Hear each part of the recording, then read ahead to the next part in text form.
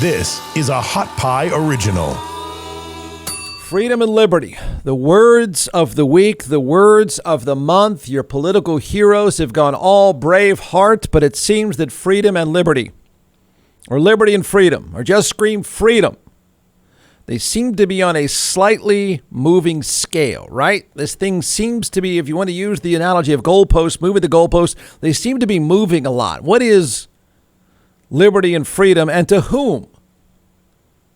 Exactly who it is that we're talking about here, because it's a really, really important question, kind of the question of the day.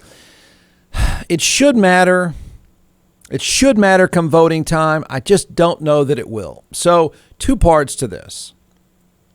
What is this freedom and liberty? What does it really mean for you, the customer? The customer, not the political butt kisser, not the political sellout. I'm talking about the customer. What does it mean for the customer? Freedom and liberty. Then, of course, that would be the person that would select the restaurant, right? And is your freedom, customer, absolute? Then we could do the incredibly ridiculous and irresponsible thing and actually talk about a business owner for change. That used to matter. It used to matter. It used to be bragged about in this state, maybe more than others. How far, think it through, how far should freedom go? Liberty, freedom, blah, blah, blah. How far should freedom go for the business owner? Right? I might really want, I have, but probably go again. I might, you might, your neighbor might really want to go to Laundrette, a restaurant in Austin, but their hours don't work for me, or the menu doesn't work for me, or it's not that convenient for me. I may not like the no shorts. I'm making this up, by the way. I may not like the no shorts policy. Here's one you run into all the time in Austin. Rarely, but this would set you off. You may not like the fact that they have a no dog policy. You may not like any number of things that restaurant says and does. Hours, all that stuff. Any policy they might have. I know places where after a while they figured out they have to say no dogs because most places let you have your dog. Some of them say no dogs. So I may not like that. So what are we going to do? What is their freedom? You know, that freedom to have the dog policy, the shirt policy, the shorts policy, the shoes policy, the hours that they have. I mean, I've heard countless times how righteous it is that Chick-fil-A gets to decide for itself how it's not open on Sunday. Yeah, that business needs to have its own core values and it can stand for what it wants to stand for. Leave it alone, leave it alone. But when it comes to a restaurant in Austin, don't leave it alone. Screw them. Go at them. Big government. So here's the thing. If you don't know the story, I think it's a really important story. I think it's a really important story on a number of levels. At some point, you have to give them credit for handling this professionally. I don't think it's in their best interest to rant. Some of you might, and I could see an argument being made that this is one of those times that you raise hell about what's happened here. But the restaurant has said, we accept that, we're moving on, we'll follow your rules, you'll follow your policy. Because we have less freedom than you. That's what they should say. But they can't. They're in business. They want to move product. They need people sitting at the tables. They need customers to want to go there. So to heck with them. So here's the story now. 2 Austin restaurants announced this week they'd be requiring proof of at least 1 dose of the COVID-19 vaccine from people who want to dine indoors. Again, completely unreasonable. If it's not for you, it's not for you. Some of us might say that. Yeah. Vaccine, I'm out. Dogs, I'm out. Shorts, it's not for me. So what are we going to do about that? What is the state, giant government going to do? What are you going to do? You'll get them. Now they are removing the requirement after a state agency told them it is against the law. Look, it'd be any easy for any one of us. That is a tough business. It has been a brutal business for the past year. So it'd be really easy for us to sit on the sidelines and rant and yell and say, you guys need to hold your ground. This is not cool. For the sake of business owners everywhere, you've got to fight for your own freedom. Yeah, that's easy to say, but we're not staring down the TABC nor the giant government of Greg Abbott. So I'm not going to go there. I'm not going to condemn them for not pushing back. It's really easy to say, but we're not the ones scratching and clawing for every dollar to stay in business in the restaurant business. They've had to own it, back off, move on. Because the TABC got them. That'll show them. That's freedom. You got them, less government governor. You got them. So they had done this and made the announcement a couple of days ago. They announced their new policies on social media on Monday. There I was bragging about them announcing their policies on Monday, saying, businesses, foreign concept nowadays in the giant nanny state. This is the nanny state. But I argued, well, that's a unique selling proposition. Those of you that want to go eat somewhere where you know the people are vaxxed, that's a unique selling proposition, but that's not what matters in this world, in this time, in this government. Okay? So I bragged about them. They were the first, reportedly, that we know of. They made a big deal out of it. I thought it was a pretty smart idea to make a big deal out of it. Now look how quickly that has blown up in their face. They appear to be among the first in the Austin area to do so. Then on Thursday afternoon, they posted an update. You go get them, big government. You get them, Greg. Get them, fascist. Go get them. Freedom. I'll shut your ass down. That's freedom. Then on Thursday, they posted an update saying they would no longer be requiring proof of vaccination for indoor dining. That came and went fast, didn't it? That didn't take long, did it? That pivot did not take long at all. Oh, man, they should push back. Lay off, everybody. I mean, come on. Not one of us has this group of goons staring you down. And I suspect the threats, because the MAGA hats matter more than that business. The MAGA hat vote matters more than that business. Or even the principled argument of they should be able to decide. That's what matters more. That's what should matter to most people who would say they vote on ideology and principles. That's what should matter. But we don't. So Thursday, they posted the update. Here's the update. It was as polite as you could possibly be. Yesterday, we received word there were two restaurants, by the way, both restaurants, very good also. Both are owned by the same group. Yesterday, we received word from the TABC. That's the Texas Alcoholic Beverage Commission or something like that. I have no idea why the TABC is involved in this, but I'm not going to fault, I guess it's within their job description. I don't know why or how, but I do assume that if you're in the restaurant and bar business, you do not want them sniffing around. All right. That's the IRS of alcohol, correct? So that's got to be scary, especially post-pandemic when you're trying to make it. You don't need those guys coming around, correct? So I'm fine with your pivot. I get it. I'm sorry. The big, powerful government came to get you. But I don't blame you for saying, okay, sorry about that. We'll move on. Yesterday, we received word from the TABC that we are not allowed by law, Section 14 of the new laws. Got it, Republicans, new laws, bigger ones, more. Section 14 of the new Senate Bill 968 introduced in June to ask for proof of vaccination when dining. Both restaurants said on their Instagram accounts, Senate Bill 968, which the governor signed into law in June, proudly signed into law. Big, giant government. Get them. Freedom, except for them. Senate Bill 968, which the governor signed into law in June, prohibits businesses from requiring customers to show proof of being vaccinated against COVID-19. The Texas Alcoholic Beverage Commission posted a reminder, in quotations, on its website saying the commission may require compliance with this law as a condition for holding a license, permit, certificate, or other authorization. Don't ever want to be in the restaurant business. I have no qualifications. It seems like really brutal work. in and out of a pandemic, but that sounds like a pretty powerful threat to me. I'd back off as well. John McClellan is the co-founder and creator of ATX Hot Sauce, now in all 50 states and several retail outlets as well.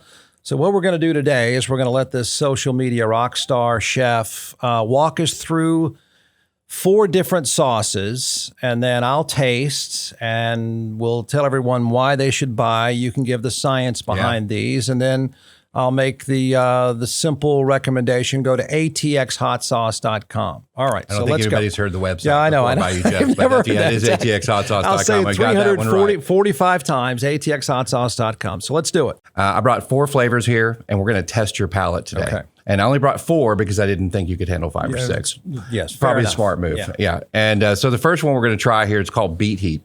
And just like the name implies, it has beets in it. It's made with red Fresno peppers. Red Fresnos are red peppers that are they're hotter than a jalapeno and a little bit less than a serrano. So not super hot here, just a lot of really good flavor. So we're going to start with this one, and then we're going to move up the chain. Okay. I've had the Beet Heat, but okay. Yeah, we're going to try it though. It goes well with a cab. All right, Jeff's savoring Beet Heat. I'll even do it with you, so that should be all right. Now remember, it is hot sauce. Yeah. Oh, it is. It's hot sauce. Trust me, man. Wait, is that one hot to you? No. A little. Yeah. The great thing with the fermentation process is you get a bunch of the flavor right up front. Yeah. And then the heat comes, but then it dissipates pretty quickly, especially with the red Fresnos. You know, this is not a very spicy one, but it is a very tasty one. Goes on great on sandwiches. Beet Heat. Beet Heat. B-E-E-T.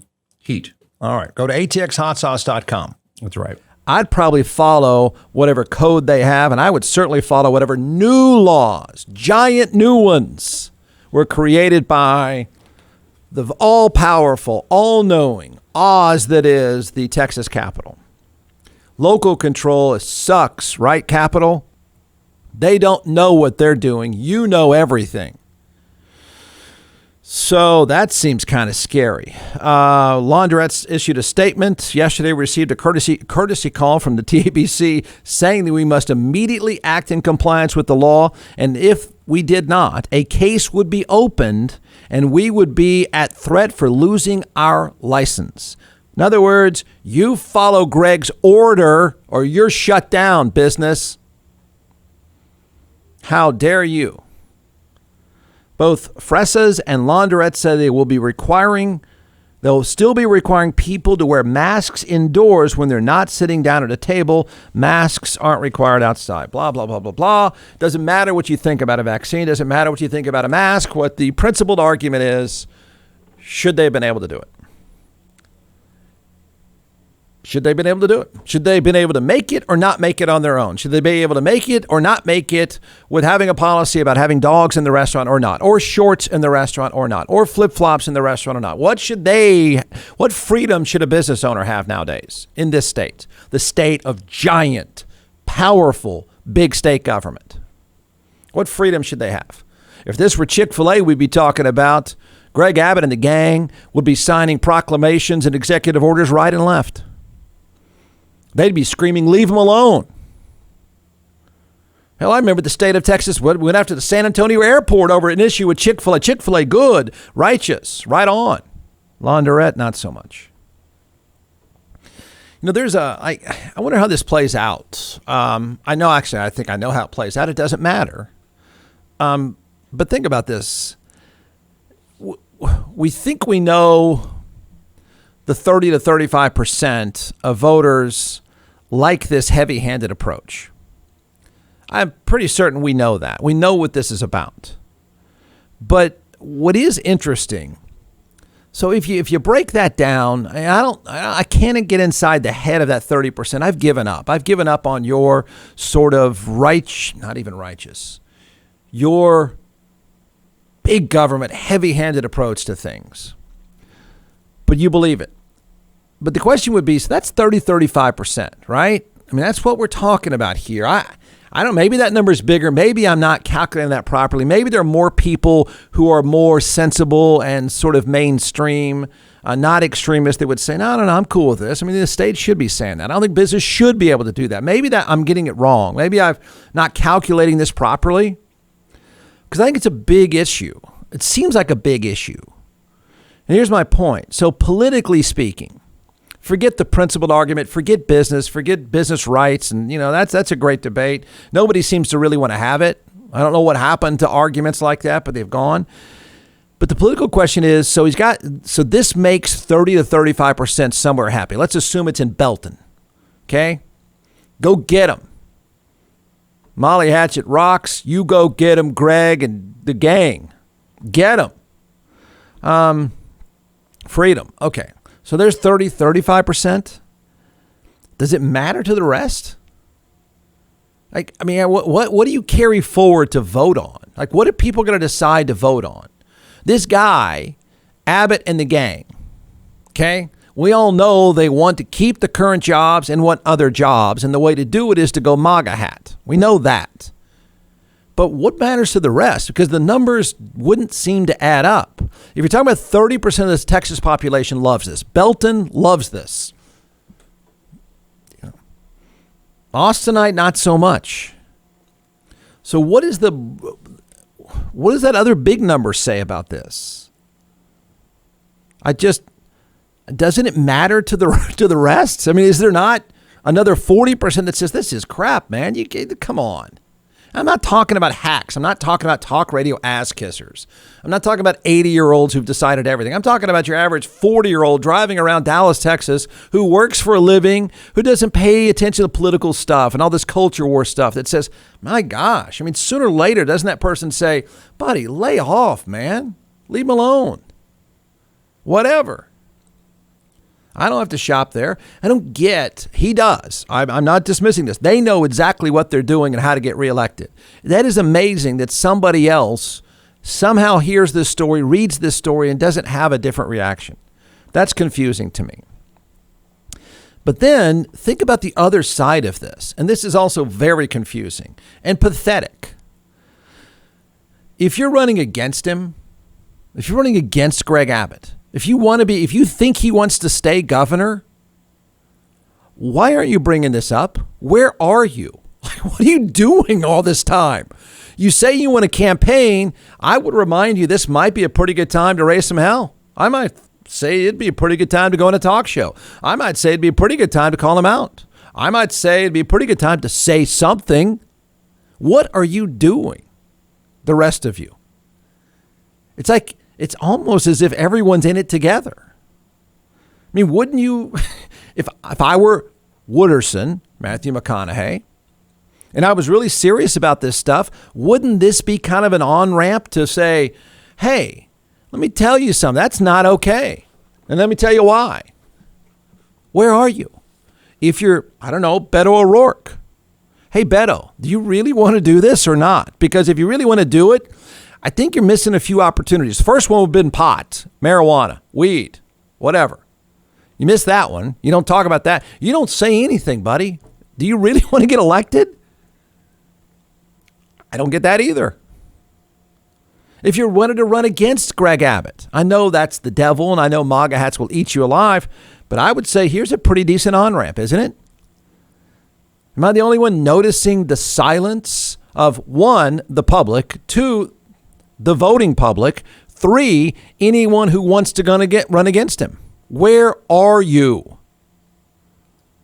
I mean, don't you want to, anybody else that runs a business, I don't know, I guess this is a foreign concept to people in politics, but usually when you run a business, you try to differentiate yourself. Team Beto, team whoever, team Wooderson, team anybody. Wouldn't you be telling if you really wanted Beto to be, if Beto really wanted to be the governor? I mean, you've ever wanted proof that politics is nothing but extremes, nothing but end of the pendulum extremes nowadays. Because this seems like kind of a mainstream, normal people, not extremists, normal people who have a job, people who function all day, do something else. Wouldn't you think this would be kind of a chance to kind of jump in the middle of that and say, hey, this is not cool.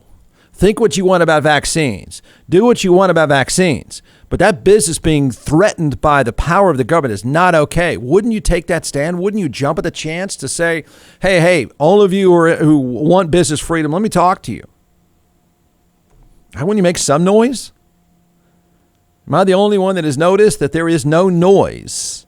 There is no pushback. There is no pointing of a finger from anyone that wants to run against him? No wonder you're going to lose. You should lose.